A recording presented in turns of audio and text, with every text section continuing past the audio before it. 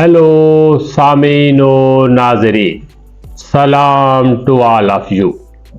कैसे हैं आप लोग? उम्मीद है कि ज़िंदगी और ज़िंदगी से मुतल्लिका मसाइल को हल करने के लिए गौर व फिक्र जारी होगा। आज जिस उन्वान पर बात होने जा रही है वो आज के हालात का, वक्त का शदीद तकाज़ा है। वतन अजीज़ में बतौर ख़ास और पूरे ग्लोब पर भी इंसान को एक ऐसी सूरत हाल का सामना है जो किसी के लिए भी पसंदीदा नहीं।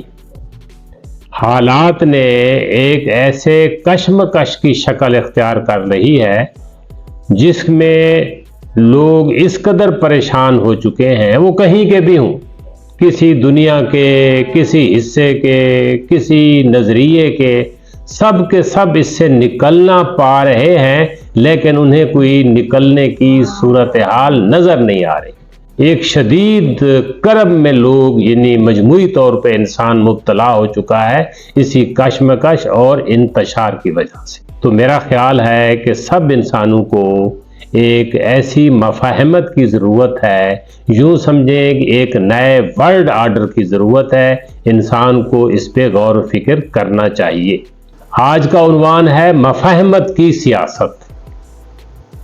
नाम में तो हमने रख दिया है सियासत, वरना हर जगह इस मफाहमत की ज़रूरत है।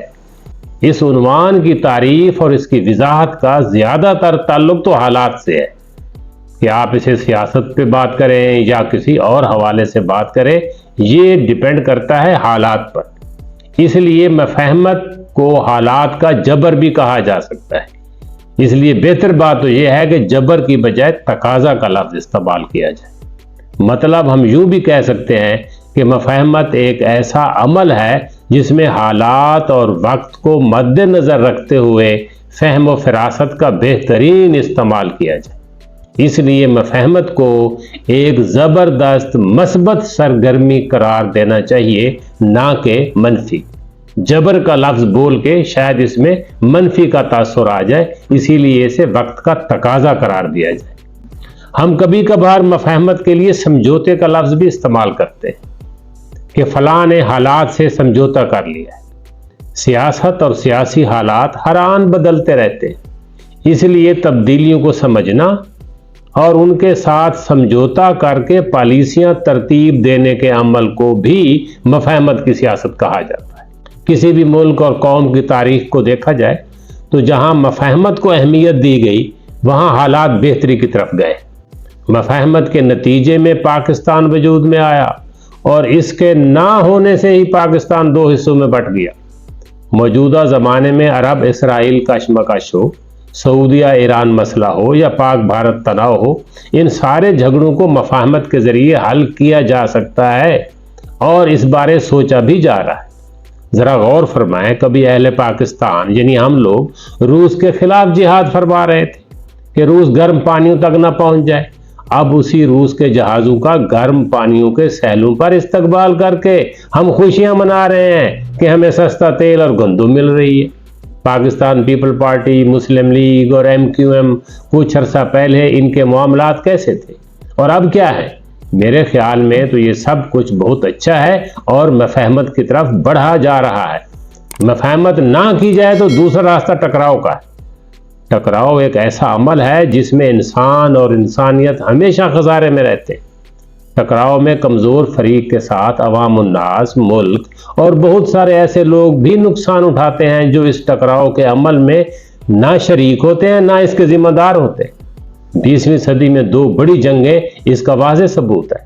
इस तरह माजी में जिन मुल्कों में बादशाहत के खिलाफ इनकलाबात आए वहाँ फ़ायदा कम और नुकसान ज़्यादा हुआ, बल्कि बहुत ज़्यादा हुआ। जहाँ इनकलाब के बगैर यानी मफहमत से तब्दीली लाई गई वो फ़ायदे में रहे, जैसा कि बरतानिया में हुआ। सियासी हवाले से वतन अजीज़ में टकराव की ताज़ा तरीन मिसाल तहरीक इंसाफ की सियासत है। बानी तहरीक ने टकराव का रास्ता अख्तियार किया तो खुद भी नुकसान में रहे, पार्टी भी, लोग भी और मुल्क भी। मफहमत करने वाले के सामने अच्छे मुस्तकबिल की उम्मीद होती है। अमल के मैदान में ये एक निहायत मस्बत रवैया है। صرف سیاست میں نہیں، جیسے میں نے پہلے کہا زندگی کے ہر شعبہ میں کارآمد ہے۔ کاروبار کرنے والے، ادارے بنانے والے، بچوں کی شادی کے سلسلے میں ملنے والے خاندان اس رویے کے ساتھ سوچتے ہیں اور کامیاب ہونے کی امید رکھتے ہیں۔ یہ رویہ مستقبل میں بظاہر وجود نہ رکھنے والے فائدے کا کھوج لگاتا ہے۔ یہ تخلیقی سوچ کا مظہر ہوتا ہے، یعنی کچھ مختلف انداز میں سوچا جائے۔ مفاہمت کا عمل ہمیشہ مسئلے کو پالتا نہیں، بلکہ اس کے حل کے کئی متبادل پیش کرتا ہے۔ اس میں دوسرے فریق کو شکست یا سزا دینا نہیں ہوتا، بلکہ مسئلے کے حل کی طرف بڑھنا ہوتا ہے امن کے ساتھ۔ ترقی یافتہ دنیا اپنے مسائل زیادہ تر اسی سوچ کے تحت حل کرتی نظر آ رہی ہے۔ سماج ہو یا ریاست، وہاں قانون اور طاقت کے استعمال میں حد درجہ احتیاط برتی جاتی ہے۔ غیر ترقی یافتہ دنیا میں ایسی سوچ اور ایسے عمل کو ابھی تک پذیرائی نہیں مل رہی، اس لیے وہاں ترقی بھی نہیں ہو رہی۔ اس طرح کے سماج میں لوگ بہت زیادہ جذباتی ہوتے ہیں۔ وہ دوسرے کو سننے یا سمجھنے کی بجائے ہر حالت میں اپنی بات منوانا چاہتے ہیں۔ ایسے ماحول میں انتہا پسندی اور تشدد پروان چڑھتا ہے۔ لہذا مفاہمت اور افہام و تفہیم سے معاملات کو درست کیا جائے، تحمل و بردباری کے چلن کو رواج دیا جائے۔ ہمارے جیسے معاشروں کو اس کی شدید ضرورت ہے۔ اللہ نگہبان۔